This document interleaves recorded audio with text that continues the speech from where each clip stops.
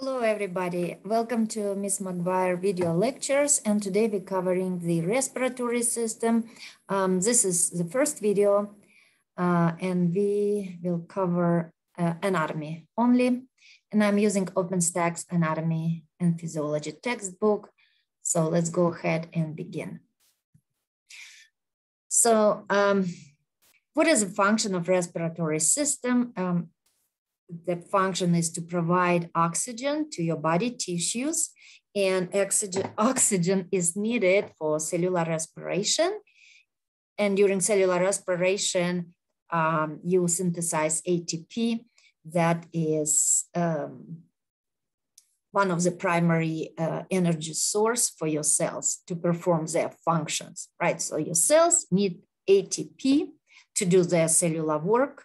Like your muscle cells need ATP to contract, liver cells to process your nutrients, pancreatic cells need ATP to synthesize insulin, your brain cells need ATP to send this signals, electrical signals to your muscles, to your glands, right? Every single cell in your body requires ATP. That means they need oxygen to synthesize that molecule. Yeah, right, so that's the function of respiratory system, to provide this oxygen to your cells. Also, when your cells synthesize ATP during cellular respiration, they produce some metabolic waste. And one of this metabolic waste product is carbon dioxide that need to be removed from your tissues. And that's also a job of your respiratory system. And plus you have some non-vital function like sensing odor, speech production, coughing, and assisting in a childbirth. Right? So the major organs, we will look at the major organs over this slide, right? Or slideshow. Actually, so you need to deliver oxygen, right, to your alveoli. This is where gas exchange is gonna happen. So you have those zones for delivery and gas exchange. Those zones are divided into conducting zone and respiratory zone. So when you see this word respiratory, that means in this area of your respiratory tract, you will have gas exchange, right? And in conducting zone, you just delivering air and oxygen, but there is no exchange between air and blood, right? So conducting zone provides route for incoming and outgoing air. It removes debris and pathogen from incoming air. It warms, humidifies incoming air, and it has multiple structures, starting with the, over here with the tracheas, and it's divided into bronchi. Then we have 8 divisions of bronchi. So bronchi became smaller and smaller in diameter and more numerous in numbers. It's like a tree. So you're branching from a big tube to a smaller tubes. And then they became bronchioles. So after the 8th division, we have bronchioles, and that's the end of conducting zone, when we have terminal bronchioles. And then respiratory bronchioles, alveolar ducts, and alveolar sacs. That's a part of respiratory zone. Okay, so now we will look at organs of respiratory system, and we're gonna start with the nose and adjacent structures. So nose is a major entrance for the respiratory system, and it has root, right, shown right here, then a bridge of the nose, the dorsal nasi, that pretty much your nose. Then you have ala, right, this part, apex, and philtrum is this part just above your lips, between your lips and your nose, that's a philtrum. So also, if you look at the picture below, you can see that your nose is made of bones and cartilage. So we have frontal bone, we have nasal bones, maxillary bones, then septal cartilage, alar cartilages, right? And septal cartilage, of course, make a septum. So part of your septum are bones, part of your septum are cartilages, right?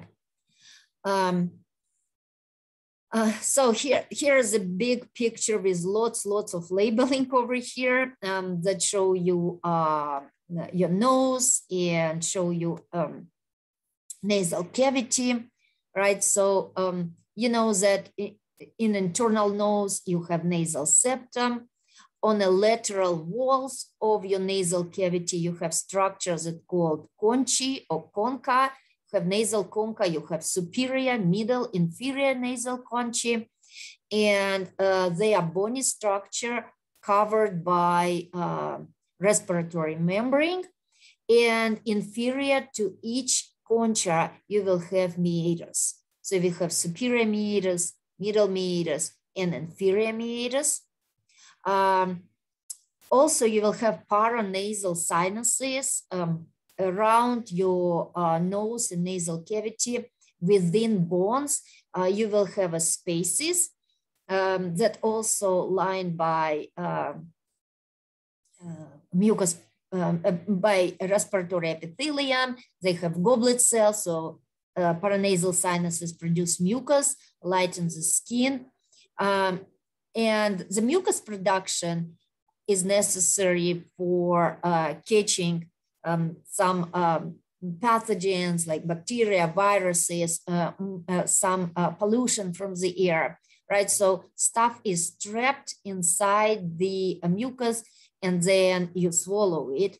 So the mucus swallowed inside your stomach, and this is where you destroy those bacteria by very strong acid in your stomach. Now we have paranasal sinuses. It's shown here on this picture below in a frontal bone, ethmoid bone, sphenoid bone, and maxillary bones, right? Maxillary sinuses are the biggest one. And here you can see where you have sphenoid bone, we have sphenoidal sinuses, ethmoid bone, ethmoidal sinuses, and frontal sinuses. I already mentioned that your respiratory system is covered by respiratory epithelium. Now, what is respiratory epithelium and where exactly you can find it? So it's aligned the conchi, meatuses, and paranasal sinuses. And it's also aligned the, your trachea and your bronchi. So it's not just this structure, right? And of course, the smaller you have, when your bronchi became smaller and they became alveolar duct and alveolar, then we will have a change in the epithelium. So it's going to be a different epithelium. Like in your alveoli, you will have simple squamous, right? Not like this one. This one is pseudostratified ciliated columnar epithelium with goblet cells. So over here on the top, you see pseudostratified columnar epithelium. You see cilia on the top, and what cilia does, cilia will move and push the mucus towards your pharynx and towards your pharynx, let's see. So from trachea, for example, it will go up, right? Then in the pharynx and then swallow in your esophagus to your stomach, right? So cilia will move and pushes mucus with trapped bacteria, particles from the air to your digestive tract. And you have these goblet cells right over here, for example, and goblet cells produce mucin, then that became mucus. Just below the pseudostratified columnar epithelium, you will have submucosa. We have another picture to look at it, and submucosa has serum mucus glands as well, produce serous fluid and mucus. So the respiratory epithelium warms, humidifies incoming air, and it has immune cells that will fight, help you to fight infection if you have any. So you see here the trachea, even show you lumen of trachea. So make sure you remember that respiratory epithelium not only concha, meatus, paranasal sinuses, but in the trachea and bronchi and bigger bronchioles even. Okay, so we have over here our nasal cavity, and then next part of respiratory tract is pharynx. Now, pharynx is divided into nasopharynx, oropharynx, and laryngopharynx. And nasopharynx serves as airway only, flanked by nasal concha, and it contains pharyngeal tonsils. So right here, where you have pharynx, so this is pharyngeal tonsil, where you have nasopharynx. So it's from posterior nasal aperture, running inferiorly to the end of the uvula, and this is the uvula. So this is the hard palate. Then you have soft palate, and the most inferior part of the soft palate is uvula. So by this uvula, at the end of this uvula, you have nasopharynx. Oropharynx, passages for air and food. And oropharynx will actually even have a different, so nasopharynx will be covered by respiratory epithelium that we just discussed, right? Oropharynx and laryngopharynx will be covered by stratified squamous epithelium, the same as your oral cavity. Because that's for both air and food. It has palatine tonsils and it has lingual tonsils. So lingual tonsil is going to be over here on towards the dorsal part.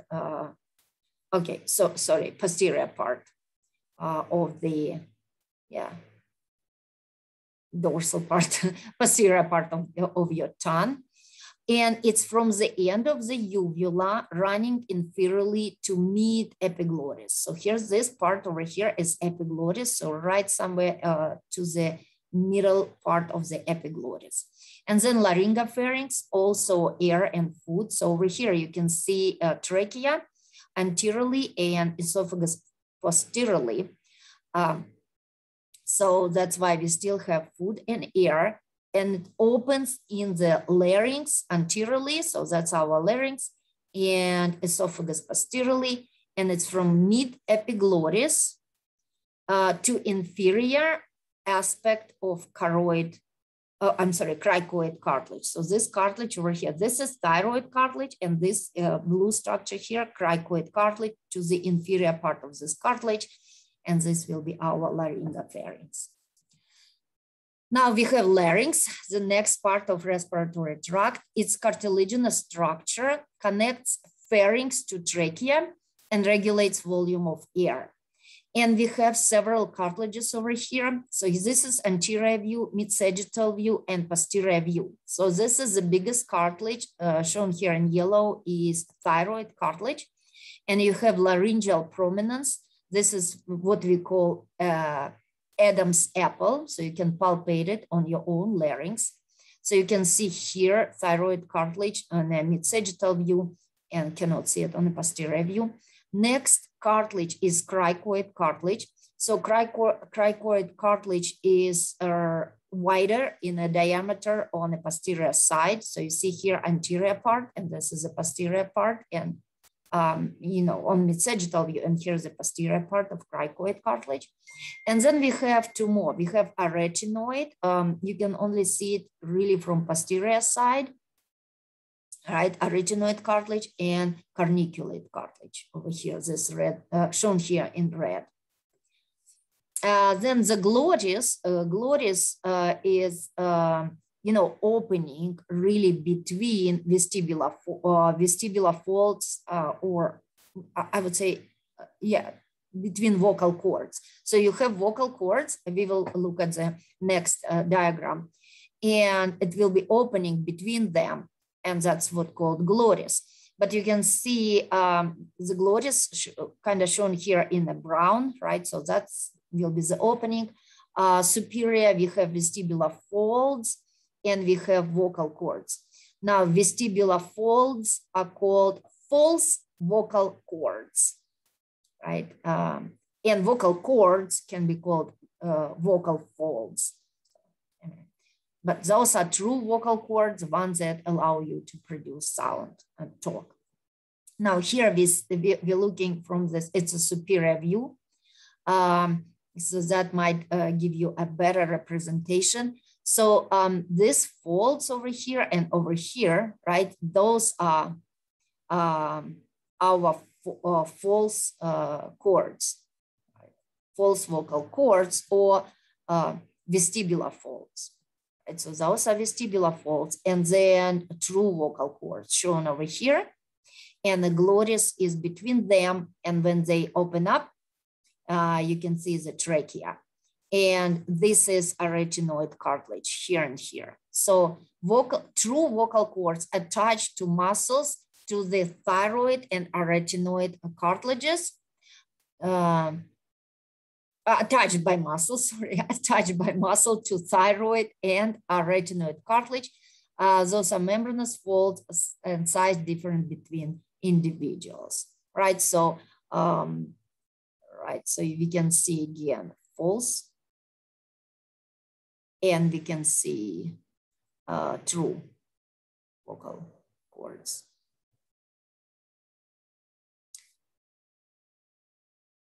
Then another part of the respiratory tract is the trachea. Trachea has 16 to 20 C-shaped pieces of hyaline cartilage. So on this diagram, you can see trachea anteriorly and esophagus posteriorly. So esophagus is part of your GI tract and trachea part of respiratory tract. And you can see trachea has this C-shaped ring. And on the posterior side, there is a muscle, trachealis muscle.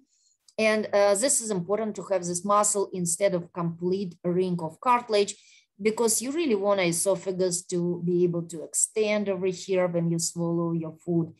Right, so if you have like complete cartilaginous rings, that would increase the chances of your food stuck in your esophagus and damage of the cartilage, right? And it's also kind of, when you breathe, it's also, play a role as the trachealis muscles. Now, why do you need this cartilage here? Look, in the esophagus, you don't have any cartilage. You have cartilaginous ring in the trachea, and this is because you want a trachea to be open all the time. You don't want it to collapse. So you want the air to be able to move in and out at all the times, right? So we have C-shaped pieces of hyaline cartilage. They connected by dense connective tissue, but they mean the adjacent rings, right? Like superior, inferior, adjacent rings, not this is connected by muscle. Carries oxygen toward lungs, and it lined with pseudostratified ciliated columnar epithelium that we already discussed. And when we look at the tracheal wall at histology, we have 3 layers. We have mucosa, submucosa, and hyaline cartilage. And mucosa is made of pseudostratified ciliated columnar epithelium and lamina propria, that is a connective tissue. In the submucosa, you will find seromucous glands shown over here, right? And then we have hyaline cartilage. Now trachea then branches into bronchi. So on this picture, you can see like trachea shown in browns, and it branches into right and left main bronchi or primary bronchi. And then primary bronchi are divided into secondary bronchi or lobar bronchi. And we call them lobar because they one branch for each lobe of your lung. So the right lung has superior, middle, and inferior lobe. So we will have 3 lobar bronchi shown here in green, yellow, and blue. And left lung has superior and inferior lobes. So it's only 2 secondary or lobar bronchi, I'm sorry, shown here in green and blue. And then they divide, lobar bronchi divide into segmental bronchi. And so you see here are the smaller branches, and they supply individual segments of each lobe. All right, so trachea branches into bronchi that also lined by pseudostratified ciliated columnar epithelium, supported by cartilage, and it forms this division that we call bronchial tree. And then the smallest branches we call bronchioles. Now, when we have terminal bronchiole shown over here, we have the end of conducting zone and we entering respiratory zone. So respiratory zones begin with respiratory bronchiole, then alveolar duct and alveolar sacs that made of individual alveoli. Now respiratory zone contains structure involved in a gas exchange. So those are gonna be respiratory bronchioles, then alveolar duct and alveolar sacs. So here we have alveolar duct that has smooth muscle and connective tissue. So you see this one doesn't have cartilage anymore, and it opens into cluster of alveoli. And so that's alveolar sac, the cluster of alveoli, cluster of many alveoli made of individual alveoli, right?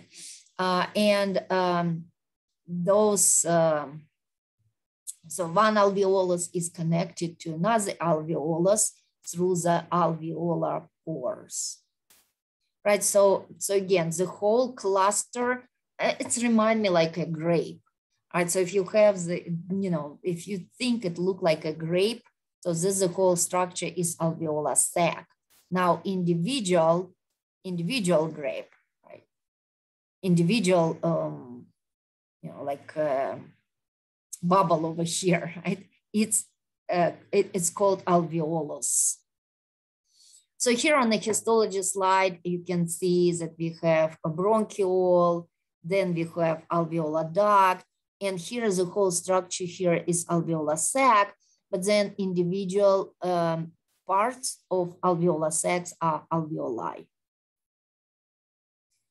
Now, so over here, I don't know, so over here on this part, that's your alveolus, and on this part, you have blood vessels, capillaries. And so alveolus and capillary, and there is, some structure between them that is called respiratory membrane.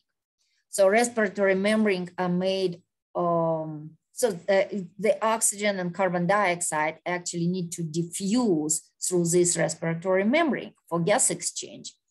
And respiratory membrane is made of 3 parts. It will be epithelium of alveolus, alveolar epithelium. It will be endothelium of capillaries, and it will be fused basement membrane between them. Because remember, epithelial cells and endothelium is a type of epithelium. It just has different embryonic origin.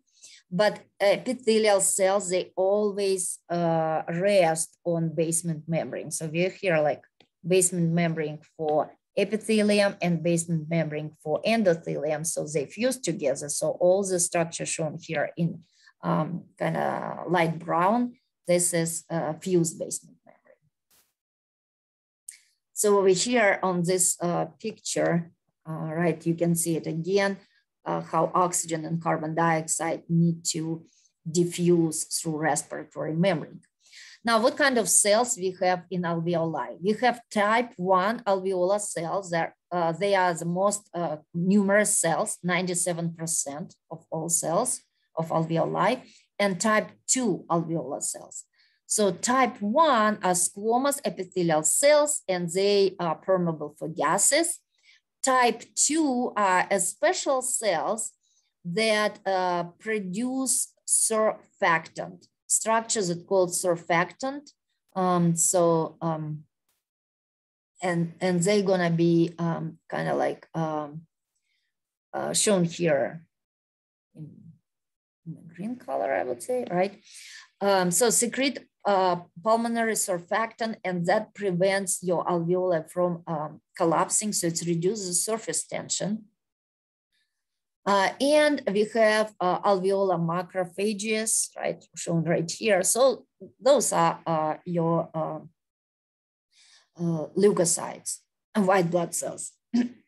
And of course, they phagocytic cells, like all macrophages are, and they remove debris and pathogens from your lungs.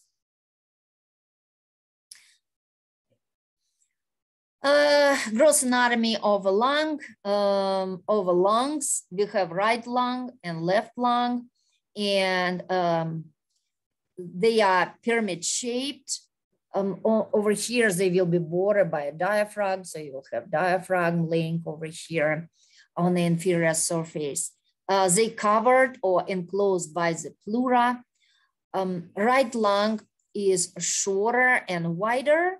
It has 3 lobes, superior, middle, and inferior, and left lung, smaller volume than the right lung, and it has, because you have part of it for the heart, so your heart would be right there.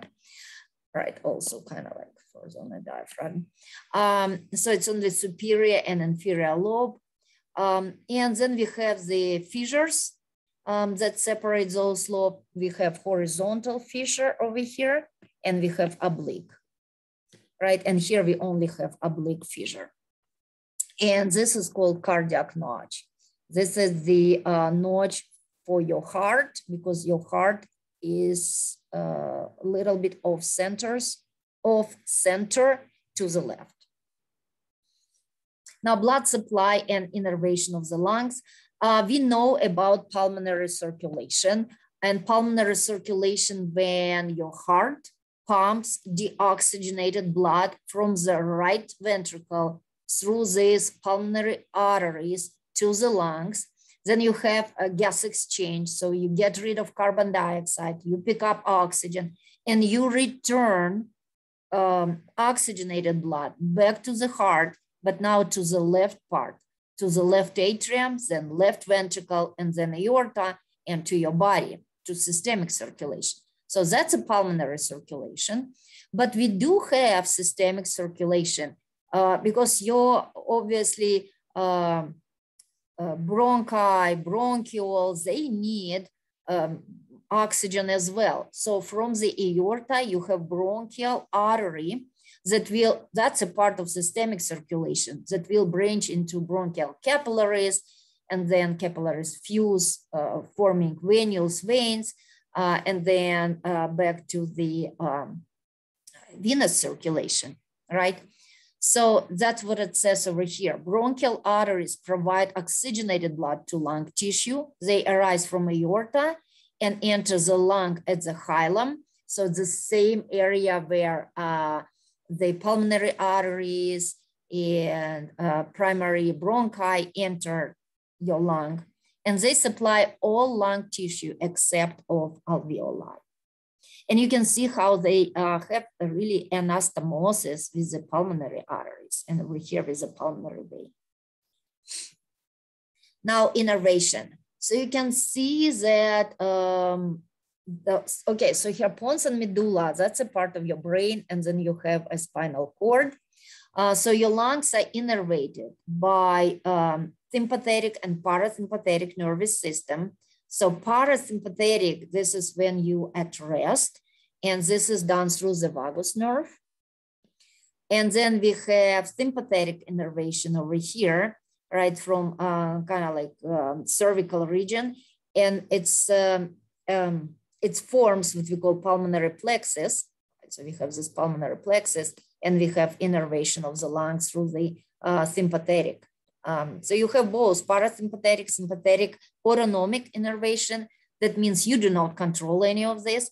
But when you're at rest, parasympathetic or vagus nerve will decrease your respiratory rate. When you're exercising or you're under stress, your sympathetic system will increase your respiratory rate. And you have also motor innervation, and it's done through the phrenic nerve. And phrenic nerve branches through the cervical plexus, right? So that's a motor to that innervate your diaphragm. Now your lungs are inside closed body cavities. They have their own cavity called pleural cavity, and our closed ventral body cavities covered by serous membrane. Now that serous membrane that cover your lungs is called pleura, and all serous membrane has visceral part and parietal part. So that's why we have visceral pleura, and this is the one that covers the lungs. And it extends into lines and fissures. And parietal pleura is outer layer and connects to thoracic wall, mediastinum, and diaphragm. So over here, you have your visceral pleura covering the lungs, right? And then parietal pleura, outer layer. And between them, you have pleural cavity. That's a space between visceral and parietal pleurae. And this is where you have a pleural fluid secreted by these mesothelial cells. And mesothelial cells, they form your serous membrane. And it's needed for lubrication of the lungs.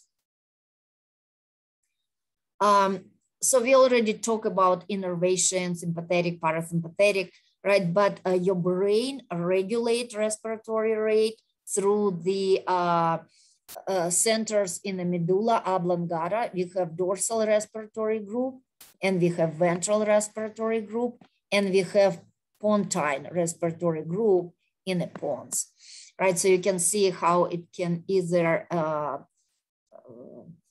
stimulate or inhibit this pontile group, stimulate or inhibit your dorsal respiratory group, and it will either, stimulate or your diaphragm or decrease the stimulation. So your heart rate either increases or decreases, right?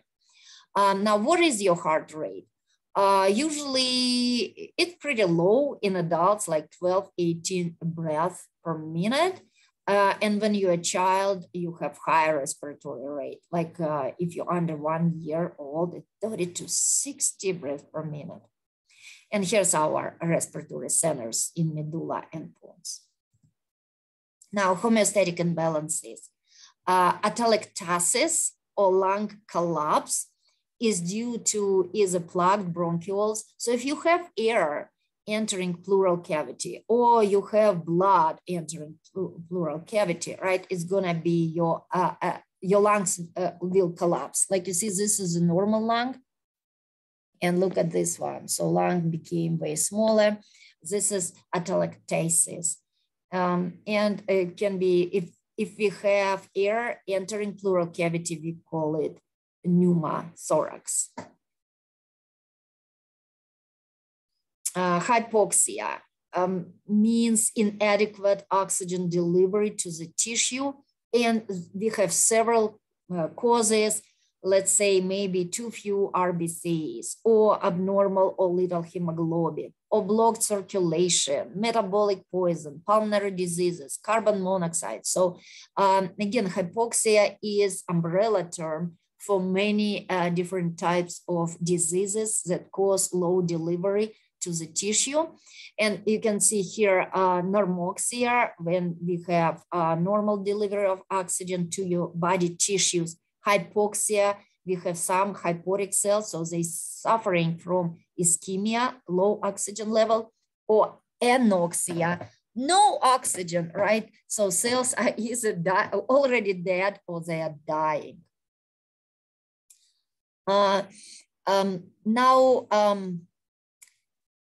Obstructive and restrictive respiratory diseases. Now, of course, there is a lot here to comprehend, but we will go into details in the second video when we cover physiology. Just for now, remember that obstructive diseases, you kind of have problem with air out, and I remember it obstructive out. So you really, your airways will be obstructed, right? So it's a limitation of airflow due to a partial or complete obstruction. So the airway, like say bronchioles, so that if this is normal bronchiole, then it became obstructive. For example, you will have like mucus buildup over here, for example, right? So you will have problem to getting air out. And that's why it says forced expiratory volume. So you want to exhale your air and it's decreased. In restrictive diseases, you will have problem with air in, right? So that's why when you don't get enough air in, your total lung capacity, so your lungs became smaller, pretty much decreased. In forced vital capacity, this is when you inhale air, that will be reduced. And here's some example: emphysema, chronic bronchitis, asthma, bronchiectasis. So those are all, and we will look at more common emphysema and chronic bronchitis in a minute when we have our next slide. And restrictive will be, for example, interstitial lung disease, neuromuscular disease. So this is, or fibrosis. So you have really a problem with lung parenchyma. Now lung parenchyma, because your lungs, it's kind of like you have your tracheas and you have your primary bronchi, and then they branch, right, and branch. And so those are airways. So those are airway. And then you will have like the tissue of the lungs that your alveoli are. So this tissue is called parenchyma.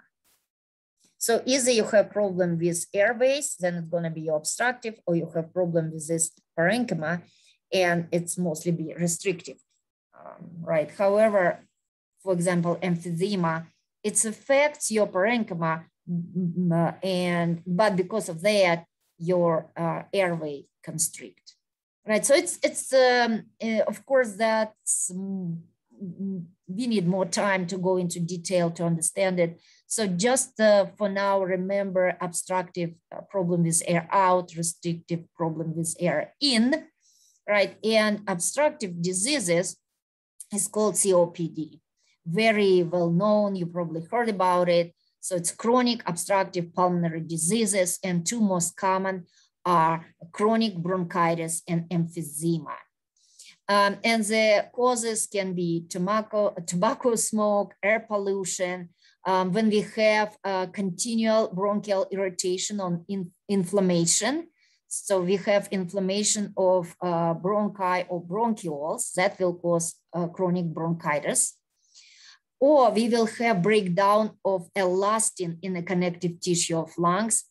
And when we break down elastin, then alveolar walls, start collapsing. So your passages start collapsing anyway, right? And your lung lose elasticity. It's trapping air. Remember, obstructive trapping air. Airway obstruction or air trapping, dyspnea, frequent infections, and it causes abnormal ventilation perfusion ratio. So pretty much the oxygen is not going inside your capillaries the way it's supposed to go. Hypoxemia, low oxygen delivery to tissue, hypoventilation. Right, so this is our COPDs. Asthma caused by active inflammation of the airways precedes bronchospasm. So airway inflammation is an immune response, and airway thickened with inflammatory exudate and magnifies the effect of bronchospasm. So when you have, here it's shown a normal airway, right? And then you have a spasm, because asthma is autoimmune disorder. right? So you actually start attacking the substances that are not, whatever trigger your asthma. It can be maybe like a pollen or, you know, some dust. So substances are supposed to be harmless, but your immune system start attacking them. And when your immune system attacking this stuff, look at these white blood cells. They are really proliferate. So you have lots of white blood cells, mast cells, eosinophils, and it's called, of course, inflammation. It causes inflammation. Plus, this is your goblet cells. You have hyperplasia. So we have increased number of goblet cells. So we produce more mucus. So not only we have muscular spasm, we also have mucus buildup. And of course, this will cause the problem with oxygen delivery to your alveoli, right? That's asthma. So it's autoimmune disease. Tuberculosis, infectious disease caused by bacterium, Mycobacterium tuberculosis, and symptoms include fever, night sweats, weight loss, racking cough, spitting up blood. Treatment includes antibiotics for 12 months.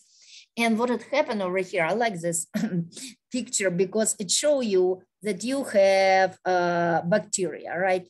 So you have some bacteria in your alveoli. And of course, your body protects you. So you have macrophages, and macrophages inject the bacteria, but bacteria survives inside, right? So you have more and more inflammation. So you have more and more white blood cells migrating from your blood to your alveoli, right? And you know that when your alveoli are damaged, they secrete a lot of cytokines. So those are inflammatory chemicals. So they cause inflammation. So you have bacteria, you have cytokines, so you have inflammation. Now macrophages really trying to help you out. So they continuously engulf those bacteria, but dead macrophages then release them, right? That's really bad.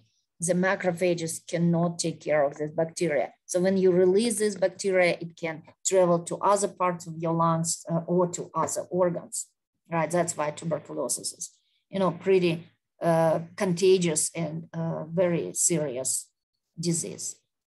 Now, lung cancer is our last slide. So leading cause of cancer deaths in North America, that is really scary. 90% of all cases are a result of smoking. And I don't know, and people still continue to smoke. So please quit smoking if you're one of these people, because you really increase your chances to die from the cancer, from lung cancer. Now, lung cancer actually divided into small cell lung cancer and non-small lung cancer. And non-small lung cancer, yeah, and of course, other types like 1%. So this one, non-small cell lung cancer is about 80%. And this one will include squamous cell carcinoma and adenocarcinoma. So both of these are non-small cell lung cancer. Squamous cell carcinoma starts in the bronchial epithelium. Adenocarcinoma affects the cells that, you know, secreting some substances, right? Adena means gland. So some secretory cells. Small cell carcinoma affects the special cells that are neuroendocrine cells. So they really, they small. That's why they call it small cell. So those are lymphocyte-like cells that originate in the primary bronchi. And this one, pretty aggressive, small cell carcinoma. This one cannot be treated with surgery, only chemotherapy. And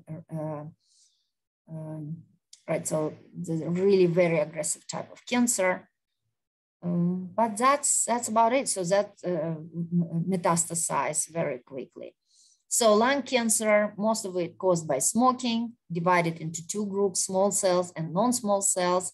Small cells carcinoma is very aggressive type of cancer, cannot be treated surgically. that's about it. I think that was the last slide. Yeah, it was. So reminding you that we were covering respiratory system, part 1, anatomy only. And thank you for watching. And I hope it was helpful.